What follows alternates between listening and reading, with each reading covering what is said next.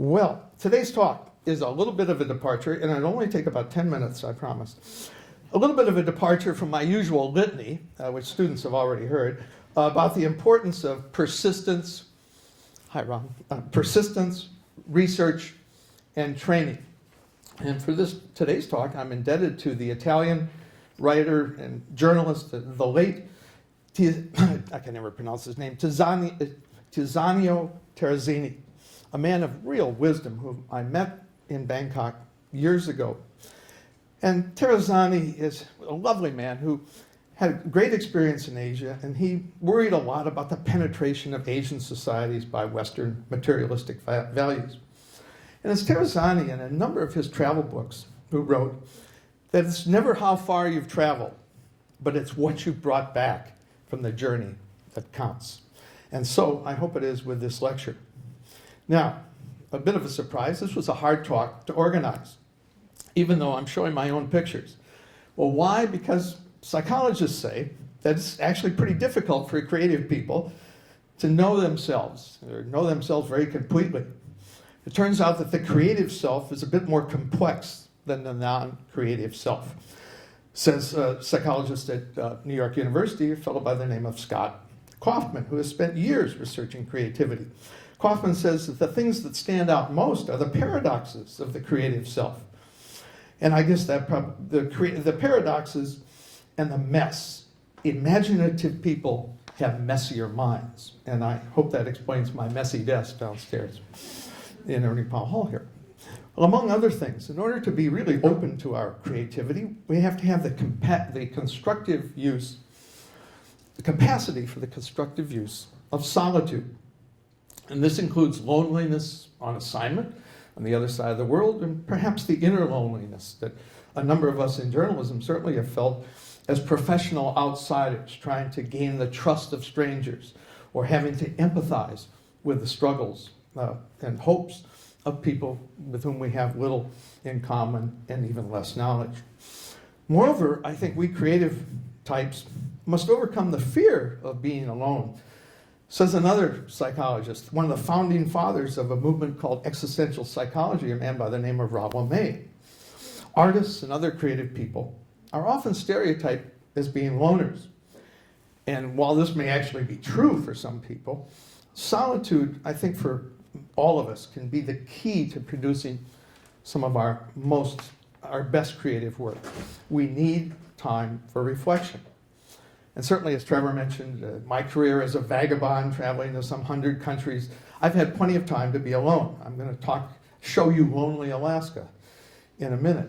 But before we settle down to look at pictures and reflect a little bit on what I've had the opportunity to see in the last several decades, it's probably worth taking this really quick inventory of some other personality traits and ways of looking at what creative people might have in common. After all, creativity is a word we throw around in university personnel committee meetings all the time. So it might be worth five more minutes to unpack it. I'm glad to see Professor Claude Cookman here because I think he'll nod his head as I say that, first of all, creative people observe. Creative people see everything. Writers, photographers, filmmakers like my friend Ron Osgood, who just walked in, painters, they all keep sketchbooks and notebooks and scribblings of one sort or another. They see acutely. And we often see what others don't see. Creative people have that ability, as Gestalt psychologists would say, to break up the whole and see the parts, though we humans seem to be hardwired to see the whole and not these important component parts. But it's that ability to pinpoint something that's telling, something that's meaningful, something that's important among that larger panorama of life. Find those telling details that can give authority to our work, be it newspapers or works of fiction or nonfiction or even photographs. Facts we have in abundance. A National Geographic editor told me as I sat at the typewriter struggling to write my first story for the magazine about the 1974 famine in Bangladesh, in which more than 1 million people died. And by that, of course, he meant that we have databases and experts and talking heads and universities and libraries and statistics of every imaginable form, from organizations in Washington, D.C., like the World Bank, and even the CIA with their World Factbook. But he continued, Steve, what only you can do is tell the reader what it smelled like, what the people looked like in their tattered tunics. Were the famine victims stoic or anguished? What did the relief food taste like and look like? And was there enough of it? That's called seeing, and that's what we do. Moreover, I think we photojournalists must constantly turn life's obstacles to our advantage. Resilience is a key to being a photojournalist. We have to adapt to adversity, trauma, tragedy, threats, stress, and still get the job done. I'm sure my colleague Elaine Moynihan can second this for all her work that she's done in conflicts in Europe and elsewhere. Resilience is a prerequisite for creative success, I think. Some years ago, I found myself at the epicenter of a terrorist bombing in the airport in Kabul, Afghanistan. 1 minute, I was waiting for my luggage on the baggage carousel, and literally the next second, I was flat on my back from the concussive effects of the blast. Spattered in blood, and at that point I didn't know whose blood it was, but it turned out to be the blood of a fellow passenger whose arm had been severed by flying glass. I used my belt to put a tourniquet on the man's arm, and those of us who were uninjured helped to get the wounded outside of the terminal. At the end of the day, I checked into what was still called the Intercontinental Hotel, checked into my hotel with my camera bag, my briefcase, 10 rolls of film, bloody khakis, and an even bloodier blue blazer. But as I learned in the Army, you continue the mission. The writer with whom I was working had been a Peace Corps volunteer in Afghanistan, and the next morning we went to the market to buy some clothes.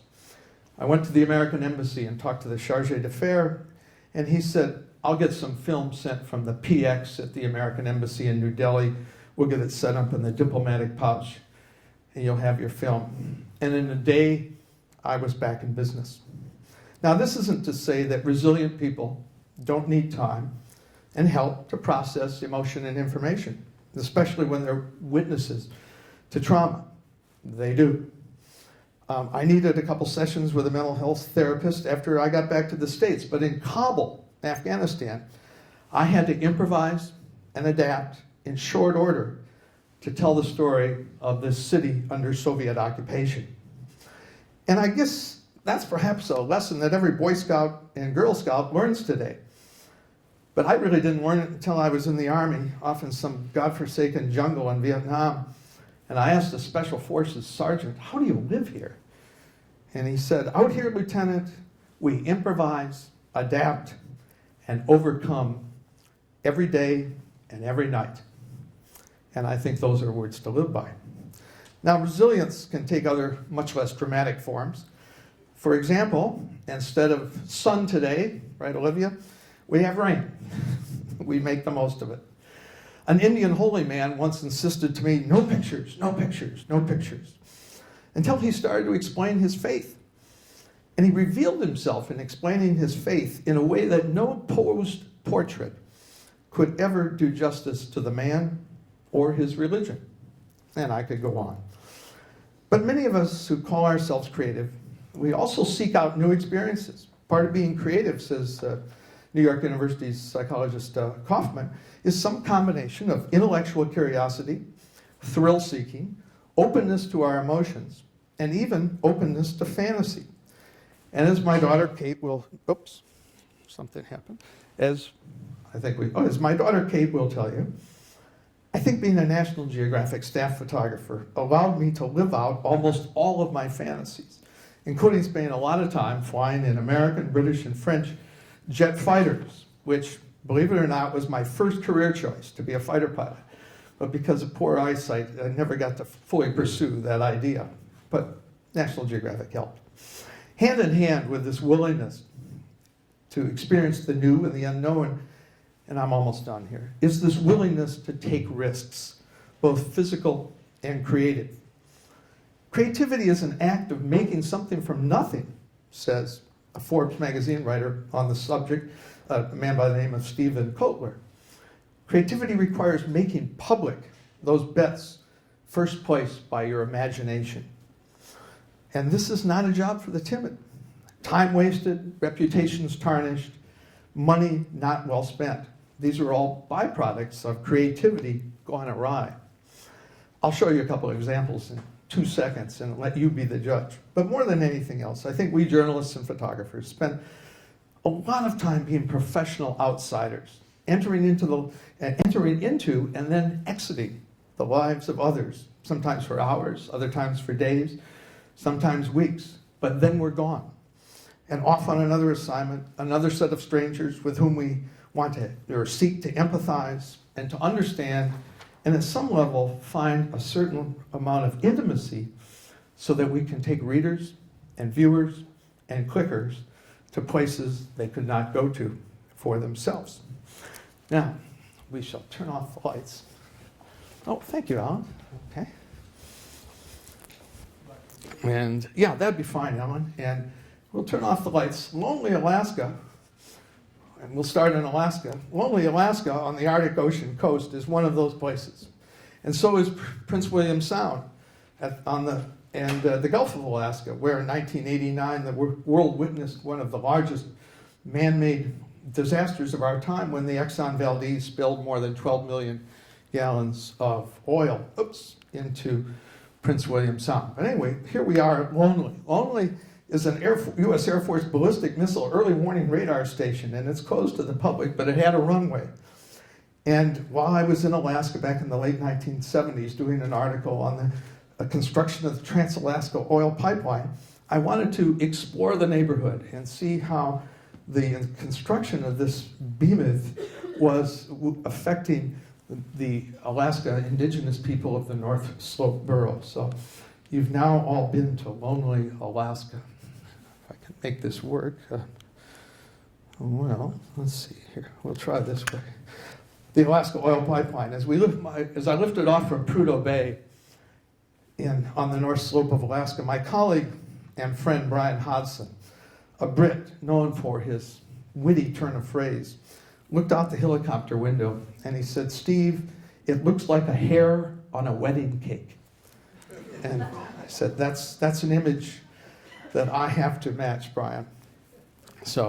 And we worked arduously to document the construction of the Trans-Alaska Oil Pipeline, the development of the oil fields at Prudhoe Bay, the welders from Oklahoma, and what we discovered was the shoddy construction. We broke the story about the shoddy construction of the oil pipeline, that the pipeline was poorly buried under rivers and lakes in many places, that the welds had been substandard.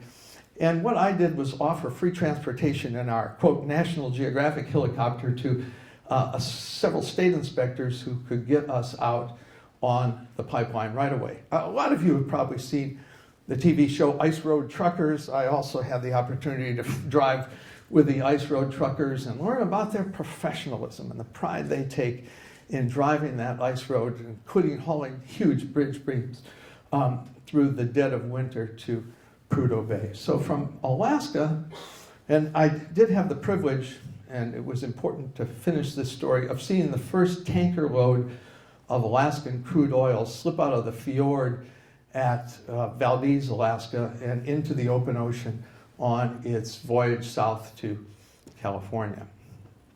And people might wonder, well, how much gear does a National Geographic photographer carry?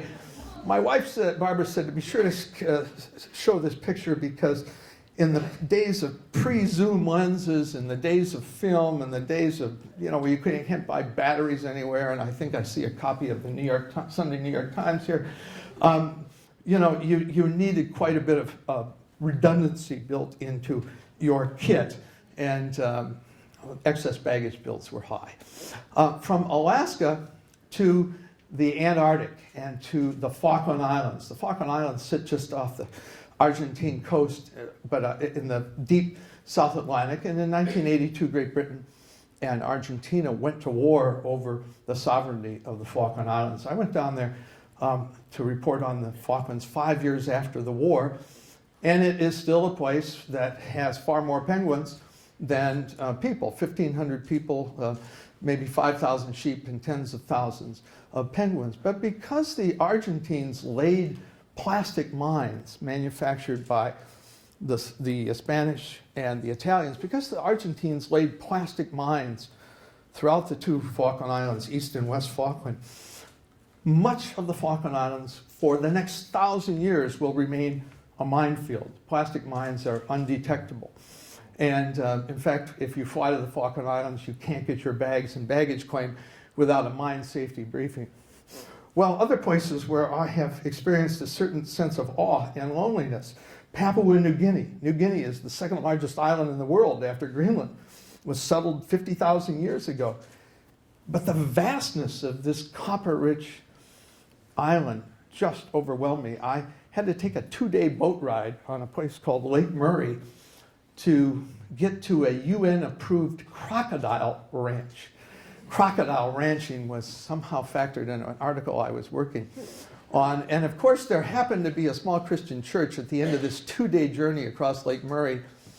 And inside on the altar was a 1929 copy of National Geographic. There, the local indigenous population was a cargo cult that to some extent worshipped Western objects. Well, Southeast Asia and the allure of Southeast Asia. I tell students, be careful what happens to you in your 20s.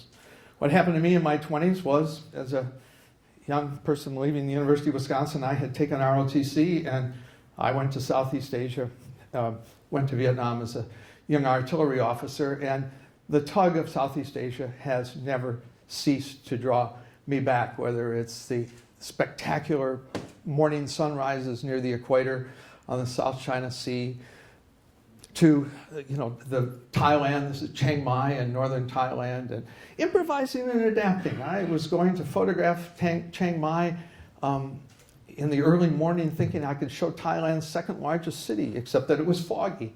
And there was at least a sun burning through that fog with the Buddhist Wat there. But the draw of Buddhism, the draw of the compassion of this faith has perhaps never left part of me, whether it's Thailand or neighboring Myanmar. And people pose themselves. We photographers know this. I was at Democracy Boulevard, or Democracy Monument in Yangon or Rangoon, the capital of Burma. And these 4 monks started looking at the fat white guy with a camera. And I looked back at them and I thought, these guys could be a rock band. And they just did it themselves.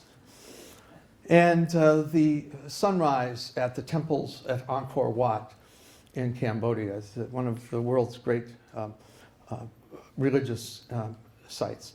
And the monks who find a shortcut through the temples. And on to neighboring Thailand and Vietnam. My students have heard this 1,000 times, and I apologize to Courtney and Whitney and others who are, or Courtney and Alex and others who are sitting here, but there's no substitute for intimacy, for taking our readers and viewers to places that they can't go for themselves. And that even includes, I think, getting your shoes and socks off, getting down in the water, and showing our readers and viewers how rice is actually transplanted. And up along the Mekong River between Thailand and Laos, the fishermen. And on to, this was the last picture I took in Cambodia on August 9th, 1974. I had followed a shipment of rice from the United States to Cambodia, which was then, the capital city was besieged by the Khmer Rouge, the bad guys.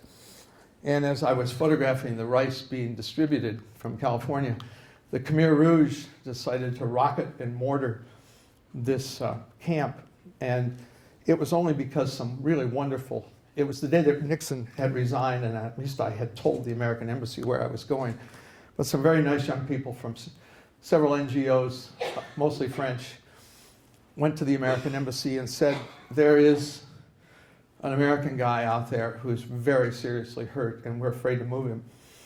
and the military attachés at the American Embassy came out to this refugee camp and called in a big CH-53 Super Jolly Green Giant rescue helicopter from Thailand and took me to an American Air Force hospital in Thailand. I never got to check out of my hotel, although I tried to return the key a couple of years ago. On to Vietnam.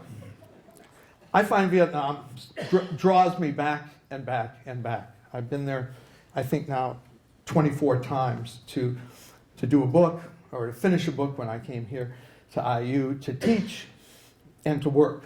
And it is a country of great beauty.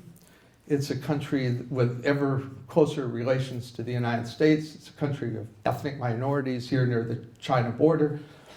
It's a country that is our world's second largest producer of rice today after experiencing near famine conditions in the mid-1980s. It is a country that likes America. It is a country that's very pro-America, that's full of vibrance and commerce and beauty. The Lake of the Restored Sword in downtown Hanoi, and the tamarind trees that frame it always sort of captivate me. 1968, this is the citadel in the imperial capital of Hue was the center of an enormous battle between the U.S. Marines and the North Vietnamese. Today it's on UNESCO's World Heritage List to be restored, and it is slowly being restored. The Cao Dai faith continues to, Syncretic faith that combines Christianity and Buddhism and others, continues to fascinate all photographers, including myself. I think that, on the eve of Tet, the Lunar New Year in Vietnam, the beautiful Tet flower markets and the plum blossoms. For those, I've learned to never say never. Outside of Hanoi, the capital of Vietnam today, is an enormous Ford factory, making Ford Escapes and Ford Explorers and Ford vans and Fords of every imaginable shape and form. And you have to, and the Vietnamese think that Ford is a great employer, and yet we have that mixed, the sellers on the street and the luxury goods in the stores. The Vietnamese, we have a great many Vietnamese young people studying here in the United States. Find my notes. In fact, the Vietnamese young people are one of our increasing numbers of young Asians who are coming to study, and yet there are still problems in Vietnam. The last battle of the Vietnam War is being fought in the genes of the Vietnamese people, because Vietnam has one of, if not the highest, recorded incidence of birth defects per capita. And it's primarily because of the chemical dioxin that has stayed in the environment from Agent Orange, which we have sprayed, which the United States, chemical defoliant, which the United States sprayed to deny our enemies the jungle sanctuaries, but it has been, the genetic damage has been passed from generation to generation. And you find these Agent Orange babies being abandoned by the hundreds in hospitals in Saigon and Hanoi. My sister-in-law is a pediatrician, said this condition is actually quite easy to treat in a developed country, but the birth defect problem is severe. And of course, in our own country, the Vietnam Memorial in Washington, we still have people, and a great many veterans, who are coming to terms with Vietnam, even though I urge anyone who has ever had any connection with Vietnam to visit a country where we Americans are truly welcome and where we have increasing relationships, whether it's trade or national security or whatever. I mentioned Richard Nixon because on the day of his second inauguration in January of 1973, I went down to the Washington Monument to photograph a very large anti-war demonstration and met this man from Maine who was flying the American flag upside down in the international distress symbol manner, and thought, if it's come to this, we have really turned as a country against this conflict. I waited 30 years for this picture to be published, but National Geographic's centennial book, or its millennial book, ran this picture double page with a headline, "Blowing in the Wind." to represent that era. Opium and the opium poppy. One of my long-term assignments that took me to 22 countries was a story about the opium poppy, the plant for good and evil. And in Afghanistan and other parts of Asia, I certainly saw the beauty of that plant. And people of various ethnic minorities in what we call the Golden Triangle of Laos, Thailand, and Burma harvesting, and people smoking opium. It's interesting because after seeing people smoking opium so much in the Golden Triangle, it is used as an analgesic by so many people. Yes, it's addictive, but where we would take a Tylenol, so many people would take, or something perhaps stronger. Opium is still very much part of that culture. And I will say I got a very bad headache taking this photograph. At the U.S. Department of Commerce, which is close to National Geographic and the White House, I took this photograph of a woman using a combination of heroin and cocaine, something called speedballing. And the editor of National Geographic was pretty tough with me. He said, "You've been all over the world." He said, "I want to see how close to the White House and to National Geographic you can find this problem." Now, as we tell all students, being a journalist doesn't give you license to break the law. But we do deal with public relations people, and I went to the public relations people at the FBI and the DC police, which work together on drug enforcement problems in our nation's capital, and I explained to them my problem and my challenge. And they found me, I believe she was a police informant, and I said, "Well, how's this going to go down?" And she said, police captain or an FBI agent said, "You'll get a call." And so, pre 9/11, I walked over, I get a call from a young woman I don't know. And I said, "What do I do?" She said, "Just come to the Commerce Department, 7th floor, near the ladies' bathroom, and yeah, I'll spot you." And we went in the ladies' bathroom for a minute while she injected herself. I think, and I know Claude Quickman talks to his students about this, before we know we're going to offend our readers, and a lot of readers of National Geographic were offended by this image and troubled by this image, we've really got to have that internal debate with ourselves and our colleagues and our editors and perhaps even representatives of the public about what's appropriate, what's humane, and what is going to be effective in personalizing and telling the story. Creative risks. Well, the opium poppy story wasn't quite over. I found that Mexican authorities told me that they were spraying the opium poppy fields with helicopters, and I was quite welcome to go along, but it was pretty dangerous. They said that their helicopters took fire, you need to wear a bulletproof jacket and blah, blah, blah, a bulletproof vest. I had this crazy idea that if I could get a mount made, some sort of a mount for my camera that would fit on the skid of this Jet Ranger helicopter, I could look back at the spraying operation. And so I went out to California and found some guy who made camera mounts for the movies. And it took him a few days to build this. Then we had to get it test flown and approved by the FAA because it's an American helicopter. And then we took it down to Mexico. This guy was the most reassuring guy. And we took off. This is, remember, film, pre-autofocus, pre anything that's automated. And there was our picture of the spraying operation. And as my students can attest, there is me in my yellow and red helmet in the co-pilot seat setting off the camera. And the writer with whom I worked, writers have it so easy, he's up in the other helicopter.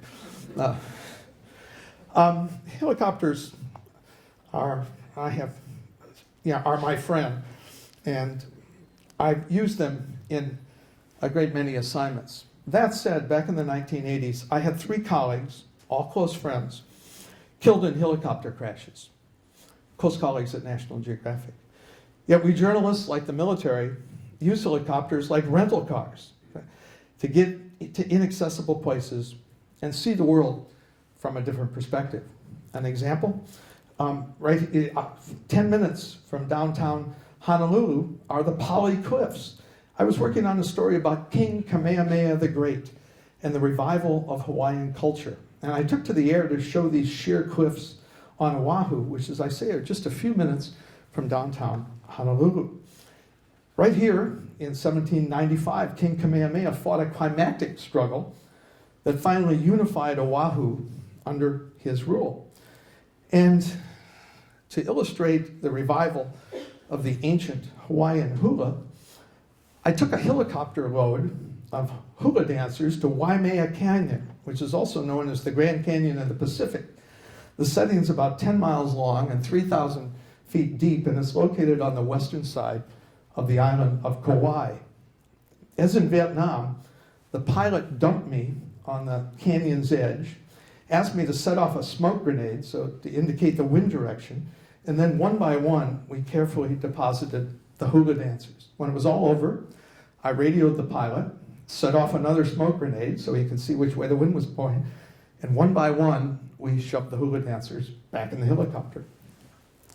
The helicopters also figured in my attempt to photograph Waikiki Beach, Diamond Head, and the Ala Moana area of Honolulu. In the 1980s, high-speed film and film that's highly sensitive to light really didn't exist. But I negotiated the use for a few hours of the helicopter used to film the TV series Magnum P.I. with Tom Selleck, because their helicopter had something called a Tyler mount in the door. It's a gigantic gyroscope. I mean, really big, a gyroscopic stabilizer for cameras. And it was mounted in the door. So after hovering over Honolulu and the Ala Moana shopping center area, I was so afraid that this time I really had blown it, that I dare not send my film back to Washington, D.C. to be processed. I stayed up all night worrying, and I was the first customer at Eastman Kodak the next morning to get my film processed. And mercifully, there was one frame that was sharp as a tack, and it went double page in National Geographic in 1983. I also used the helicopter to photograph Mount St. Helens, the volcano in the state of Washington that blew its top 1,500 feet in the entire north face. You can see Mount Rainier at the center, far distance, Mount Adams at the left. It was an idea of showing what happened. The volcano exploded with a force of 500 times the atomic bombs, the power of the atomic bombs that were dropped on Japan at the end of World War II. And there's yours truly down inside Mount St. Helens to photograph that lava dome that was increasing in size. And of course, my dreams at night are always about flying and going someplace. But my wings were soon clipped, and I was sent to Amana, Iowa, which is out on Interstate 80. And it's a rustic enclave that traces its roots to 1714, where migrants from Germany believing in religious liberty, founded a sect on the Iowa prairie to provide them with some solitude. Amana provided me with so much solitude that I have to confess to driving to Iowa City every day to buy the New York Times. Okay, well, if we believe that research and creativity flourish in solitude, and ideas flourish when we're alone, with quiet, we can hear our thoughts, we can reach deep into ourselves, we can focus. For me, these several early assignments in the Midwest allowed me to really dream about being a real National Geographic photographer. I was next sent to Chicago. And of course, there is the Loop and the L. And this was the age of disco. And my kids still ask me about disco. But that was easy compared to some of the next few assignments. The first was the global trade in endangered animals and products from endangered animals. And one of the real villains was a guy who would fit in with disco, Hugh Hefner, the publisher of Playboy. I asked people at U.S. Customs in Los Angeles, who's the biggest bad guy in the LA basin in terms of having illegally birds and animals that are illegal in their own country to be exported and illegal in our country to be imported? And they said, see if you can get into Hefner's place. which was easier than I thought, as he cradled his hyacinth macaw parrot and so forth. Okay, but a marketplace deep in Bangkok where serval cats were sold for their meat. And I went to Macau, then a Portuguese enclave on the China mainland, now a special administrative region of China. And advertised in one restaurant was bear paw soup. And I talked to the proprietor, and the proprietor assured me that, the bear, we have plenty of bears, and you want bear paw soup, we will prepare you bear paw soup, as we do for many of our customers. I went to Kenya and saw how outgunned the Kenyan wildlife authorities are with 1903 British Enfield rifles trying to protect the remaining rhino herd.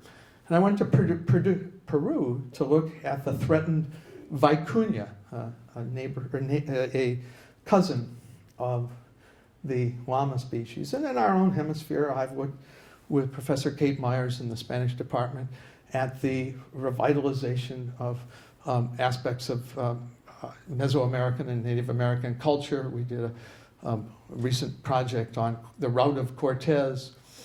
And even in Buenos Aires, photographing the tango. And I really think in my next life, I want to be a tango photographer. And we'll turn something more serious. Back in the 1980s, I did a project called The Seething Caribbean. And it's my feeling that so many of these islands have a culture of the beach that's about 2 blocks wide, and then there's the real world. This was, I think, Jamaica, and German tourists doing their best to ignore this man. Some years ago, I met Norman Borlaug, a plant geneticist from the University of Minnesota, father of the Green Revolution, and winner of the Nobel Peace Prize. And it was a life-changing moment. In this Mexican field of experimental wheat and rye, which he named Triticale, we talked about new varieties of plants and high-yielding rice for Asia and Africa. And would this all be sufficient to feed an expanding global population, which today numbers 7 million? And hence the story for National Geographic called, Can the World Feed Its People? The short answer, of course, was no. Not with, there's certain resources. Yes, some countries have an abundance of water and other resources. This was in Niger and West Africa. But the short answer was no. Not with the ever-present problem of grain hoarding. I found this grain hoarder in northern India, in the Punjab, and he was very, very frank with me about keeping the grain off the market to keep the price rising at a time of scarcity. And in neighboring Bangladesh, why everything conspired, the weather, the price of food, the burgeoning population, to create one of the great famines of the 1970s, or perhaps of the 20th century. And I'll just show you a few of these pictures of people waiting for food, hoping for food. And at the train station, you want to feel helpless. At the train station in Dhaka, the capital, I saw an infant born. I'll spare you that picture, but family upon family upon family, tens of thousands of people driven from their homes in the search for food. And I recall Red Cross people giving out food, and was writing in my journal that night that back in the United States, this was Thanksgiving Day. And I'll be honest, I needed my nights, sometimes with other correspondents with whom I'm still in touch, sometimes with a good glass of Scotch whiskey, sometimes both, to reestablish my own equilibrium, to assess what I'd seen, to process my own emotions. I think if you look carefully, there's a tear in this mother's eye. Then, if that wasn't enough, in the 1980s, the editor of National Geographic asked me to do an article about the International Committee of the Red Cross. and its humanitarian work in war zones around the world. This was in Ethiopia, a little girl who was naked, and a nurse quickly clad her in an abandoned grain sack. But Ethiopia in the mid-1980s suffered another horrific famine. We are professional observers. I still believe that when we can intercede and when we can help, that our personal values override our journalistic values. But in this case, even the Red Cross doctors could do nothing to save this child. I went with Red Cross doctors to pick up a wounded gorilla in El Salvador on the gorilla's side, while the United States Army was shooting at our convoy and shooting at these gorillas. And oddly, I had planned to fly home to Washington that day when this pickup occurred. And, you know, somebody said, you know, why didn't you just go home? Nobody would have known. But I guess in the end, all I can say is it's our job. While in El Salvador, I was able to accompany Red Cross representatives as they interviewed political prisoners. And I did mention Kabul to you. This was the view from my hotel window every night in Kabul under the occupation of the Soviet Army. The Mujahideen guerrillas would fire rockets, the red glare, into the Soviet Army compound in the center of the city, and it was quite a sound and light show. On the eve of the First Persian Gulf War in 1991, I was with the 1st Cavalry Division as they moved into position on the Saudi-Iraqi border, a unit I had spent some time with in Vietnam. And as the war, this is a war, my class on reporting war and terrorism just talked about this. The First Persian Gulf War, the military did its best to make sure we saw nothing. The world's largest tank battle was never photographed. We have a very, very thin visual record of the First Persian Gulf War. But my youngest daughter, Susanna, who lives in Dubai now, had a schoolmate from her soccer team whose father was the captain of the USS Wisconsin, a World War II dreadnought. And I got word to Captain Byrd that I was sitting on my duff in Saudi Arabia, and the military was doing its best to make sure we saw nothing. And he did get me out to this great battleship to see its last bit of action. In teaching this course in reporting war and conflict and terrorism, I try to help students understand the addictiveness of conflict, how it summons soldier and journalist alike from our relatively small stations in life to find a meaning that, sort of in the words of the New York Times correspondent and Pulitzer Prize winner Chris Hedges says, quote, elevates life above the trivial. And covering conflict or being part of a conflict demands probably more than we will ever have to give at any other time in our life. But as Chris Hedges says, and I fully agree, quote, the rush of battle is a potent and often lethal addiction.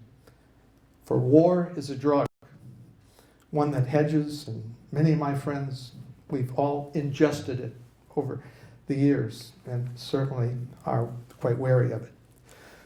Okay, a little segue to someplace nicer. Sunrise or sunset in the Seychelles Islands in the Indian Ocean. And I was working on an article about the islands of the Indian Ocean and was impressed, by the vast numbers of people of Indian origin who lived and worked in many of these islands. This was Mauritius, the only country outside of India with an Indian majority. And I've been working in India since 1974, when I went to the capital of New Delhi, when it was a city of motor scooters and bicycles and a few ambassador taxis. Air pollution was manageable, as was the traffic. And in fact, traffic was so slow and life so leisurely in New Delhi in the 70s that you actually had some time to think about why you were there and what you were going to say about this vast land.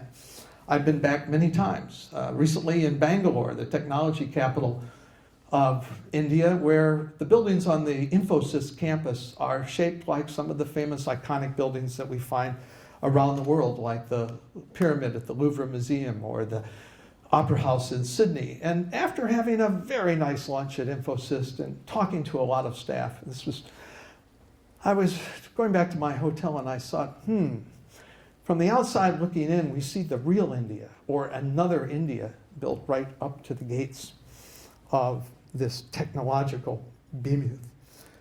People at Infosys were not happy to see this picture published in my book about the global Indian diaspora and the return of Indians to people of Indian origin to India, but I felt that it said something about the India of today, a country that today, we remain captivated by. I just did a book about Calcutta. And Calcutta, India's cultural capital, and it's perhaps least globalized city, but this gives Calcutta its charm. It's also got the world's largest cantilevered bridge, and it remains a city that inspires hope and fury in equal measure. I took shelter in the police, wherever they sit. But certainly in Calcutta, the rickshaw was imported by the Chinese, is still one of the great icons of the city.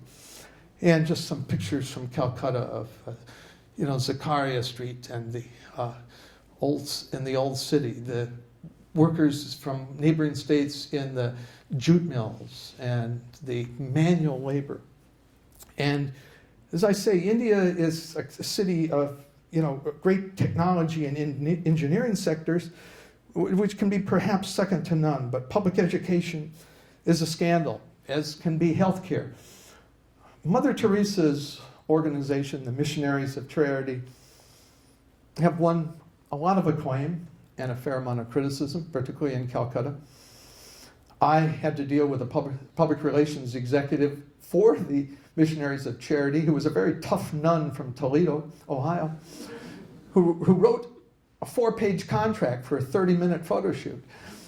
And she said, you can stay in one place, and that one place is on the women's side of a hospice for the poorest of the poor, women who are picked up off the street, women whose families abandon them, women who are all going to die. Now, I sort of expected the worst, and that's dangerous for a journalist, because when I got there, there's only one nun from the Missionaries of Charity, and she's way in the background. All of the caregivers are young medical students from the European Union. To get an MD degree in the EU today, you need to work among the poor for 9 months. They don't care if you have an MBA, but they want to know that you've got it to work among the poorest of the poor. And to see these young people from France and Italy, Spain, for me was really quite inspiring. We should mention the media, because India is one of the places where the media, particularly the print media, are thriving. And yet, for a democracy, India rates an appalling number 136 between Chad and Venezuela on the Reporters Without Borders Free Press Index. Why? Because of continued crackdowns on free speech, blocking of news channels, violence against journalists, and much of this directed against the state. Okay, but we'll finish up with Calcutta and India. And I did, Trevor mentioned, I did do a book about the global Indian diaspora, the 25 million people of Indian origin who live outside of India, Temple Girl in London, a gentleman in Réunion Island, a French island in the Indian Ocean, who's of Indian origin, Punjabi dancers in Malaysia, and in our own hemisphere, a census taker in Trinidad, where 45% of the people who live in Trinidad in our own hemisphere are of Indian origin. And then that final, what became the cover picture, people from India experiencing the first look at the Statue of Liberty. Okay, now on to the Polisario guerrillas.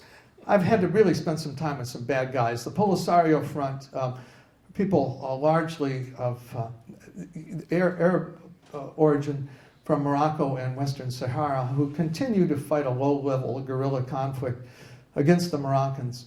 And they wouldn't, for control of the former Spanish Sahara, now called the Western Sahara, on the coast of the Atlantic. And to go with them, they wanted to know that I could shoot an AK-47, even though I wasn't going to do it. But and I proved them that I remembered how to shoot a weapon. And they gave me a vehicle to follow them in the night. And the International Committee of the Red Cross interviewed, these Moroccans of prisoners of war at dawn somewhere out in the desert in the Western Sahara. My introduction to my few pictures from the Arab Muslim world, from West Africa to Afghanistan, the markets in Kabul, to the temple of the Queen of Sheba in Yemen. Yemen was the first Arab Muslim country that I visited in 1975, and today it's the poorest and, of course, one in which there's an ongoing horrendous conflict. But tourists used to go to Yemen to look at the architecture, the alabaster and wooden homes, and the vertical look of the capital of Sana'a, the shepherd with his jambia knife. And one of the reasons for the decimation of the rhinoceros throughout Africa is that these jambias are made of rhino horn. And the money changers in the souk, I will say, the press attaché at the American Embassy in Sana'a told me to bring 10,000 US dollars to buy a car, or a Land Rover, because he said there's no Hertz or Avis here.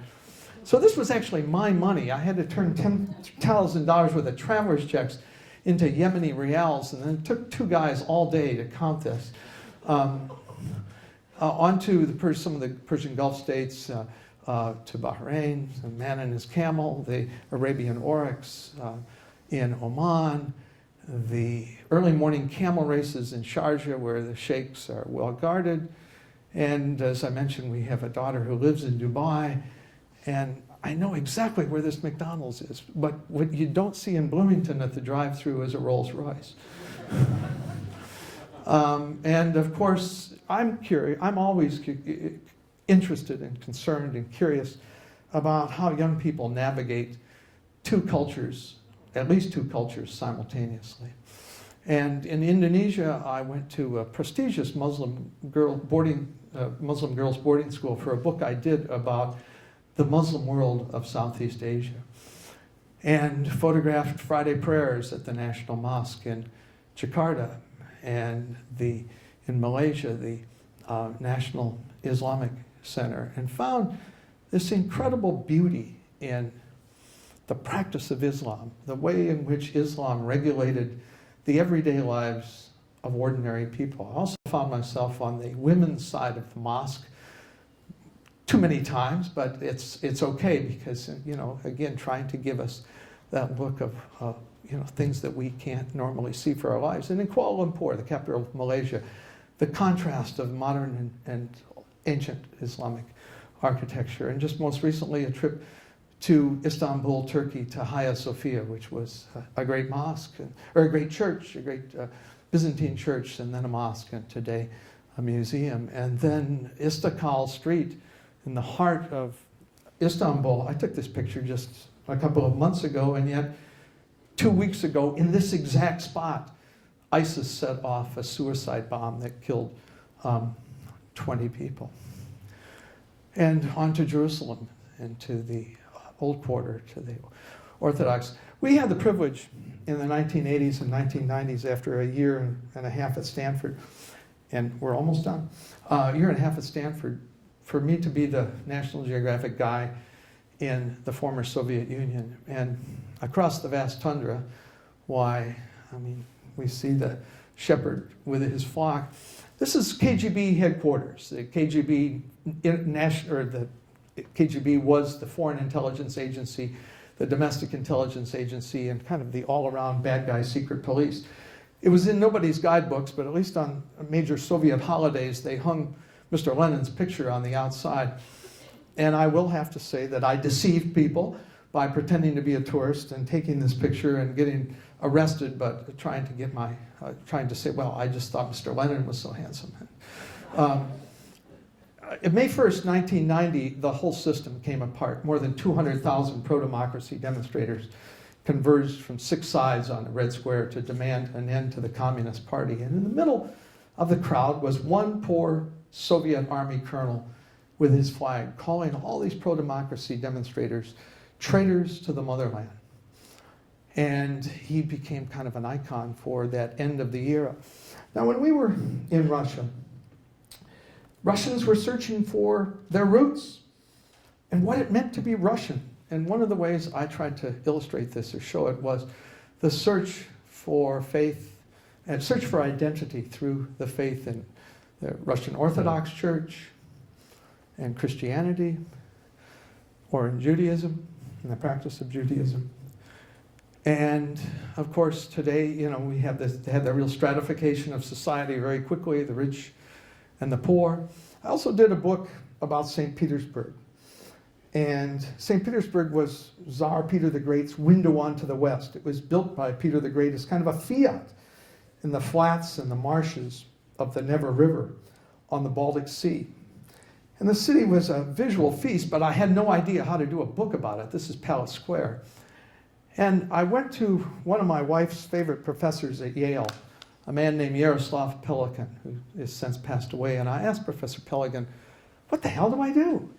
And he said, Steve, read everything you can read about Tsar Peter the Great's vision for this city. This is the Kazan Cathedral where Catherine the Great was married.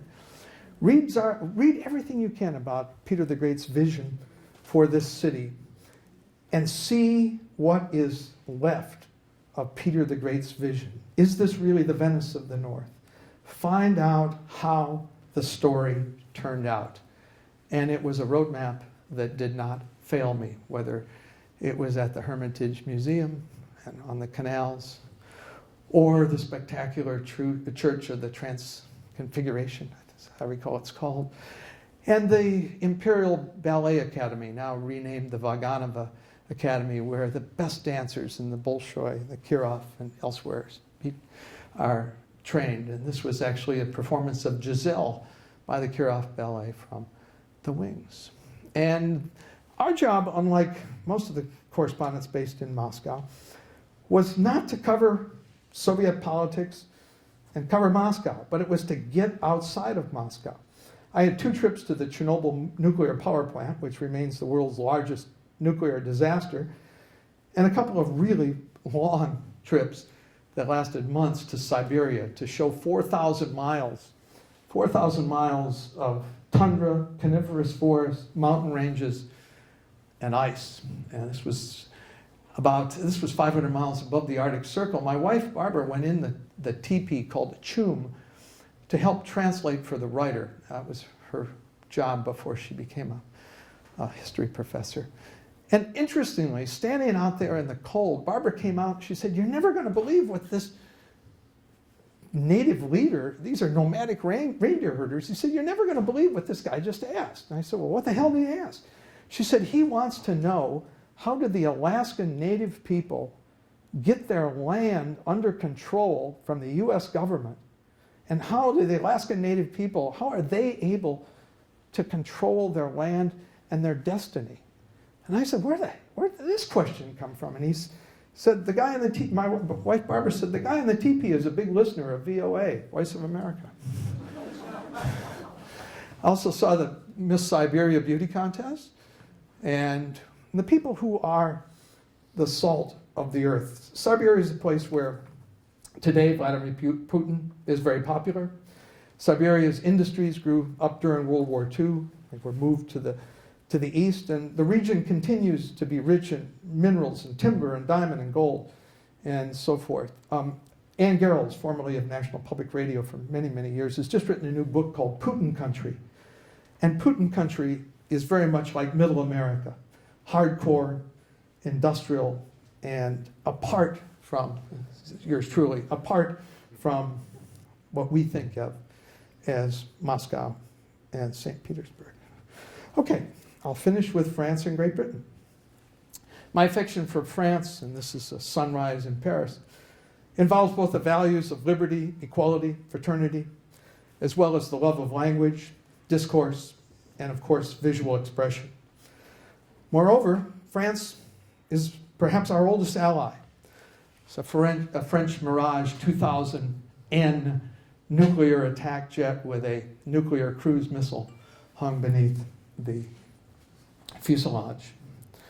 The Mirage was going 480 knots at about 100 feet, which translates to 552 miles an hour. And I was in the other Mirage as they were training to penetrate the Soviet Union in the final days of the Cold War. Of course, you got to do a selfie as you pull off the target. And, this was a French Foreign Legion sniper in Djibouti on the Horn of Africa. I did an article about France in the world and the French outside of France. And this was an anti-terrorism mission in East Africa. And I'll show the French Marines in Gabon who thought they were going on a small mission and ended up taking fire and having soldiers wounded. Colonel Dave Ellis, our Director of Administration and all things related to the move to Franklin Hall, is sitting back there in the audience. Dave is a colonel in the Indiana National Guard, recently spoke to my class. As I recall, Dave told our class that Dave has commanded French soldiers in combat in Afghanistan. The first men he lost were French. And I think Dave and I would both say that the French are our friends. And of course, there's another side to France, whether it's the fashion shows in Paris, or I spent several days at Christian Dior in the workshops, and that sense of style, beauty, drama, history is ever present. And as Trevor mentioned, I'm finishing a project on the pubs of Great Britain. Now, why would you care about the pubs of Great Britain? Well, in Great Britain, the public house, and Eric Sandweiss, our chair of the Department of History, has been ever so kind as offered to write an introduction. A good pub is becoming harder to find. There are many genuine and historic pubs that still exist, and I've crisscrossed the British Isles, I hope, to try to document this. But pubs are endangered today by all kinds of new villains, from social media and nightclubs, television, high taxes on beer, smoking bans, and rapacious corporate ownership. This is a little neighborhood pub in Manchester, and for the corporate owner, it's a lot more economical to tear this down, build a condo, sell a condo to the Russians, Chinese, others, than to keep this as a pub. And yet the pub is still, I think, a place that's vital to millions of Britons, particularly this man, and millions more foreign tourists. And I'm hoping to wrap up this project with one more trip in retirement. And Ann Kibler, who's helped organize this, is from the north of England. Ann steered me to the Leeds-Liverpool Canal, which became kind of a geographic thread as I wandered through northern England and found a little pub one day where in most pubs dogs are always welcome. And yet, if we go to the south, to Portsmouth and Portsmouth Harbour, oh, this was Scotland, very elegant place in Scotland, actually. If we go to Portsmouth Harbour, we see the iconic Spinnaker Tower at the edge of Portsmouth Harbour and Royal Naval Base at Portsmouth. It's been sold to Emirates Airlines of Dubai, and so it's the Emirates Spinnaker Tower. So there's an ambivalence there. I have one more picture to show you, and with all the things we've talked about, there's never a substitute for good luck. I was having a beer in the garden of a pub outside of Cambridge, England, on a sunny June afternoon, and right over my head came the Red Arrows, the Royal Air Force flying team, and gave me a private air show with a beer in one hand and a camera in the other. Thank you very much.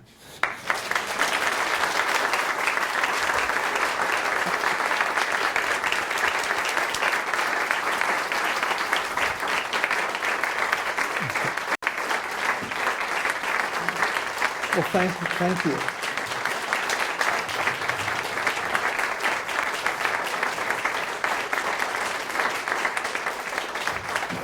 And now I'm told that I can't escape to the bar downstairs. I'm supposed to stay for one more minute. Our Associate Dean, Betsy Graby, is coming up. We started on the same day together in August of 1995. We both sat in Trevor's office as he told us what it was going to be like to be new assistant professors. I'm going to miss you. Can I have that microphone? Yes. For a second? Thank you, Steve.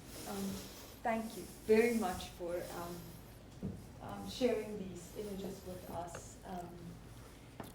You know, there are some of your colleagues who spend their careers arguing that images aren't taken seriously enough, but you, sir, you certainly take them seriously, and so beautifully and compellingly. So thank you for the stories that you tell visually, for recording history and inspiring us all.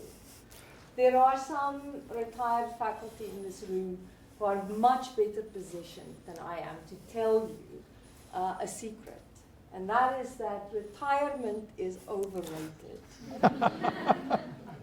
And it's certainly not the start point for calculated lounging. No. That's for sure. So my prediction is that you would become even more prolific in retirement and continue to make marvelous images. Come show us. The media school is your home. And be very sure that we will always count you as one of us. Thank you. Thank you.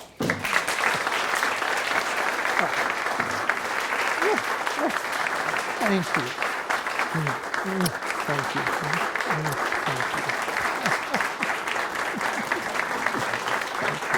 Thank you, Betsy.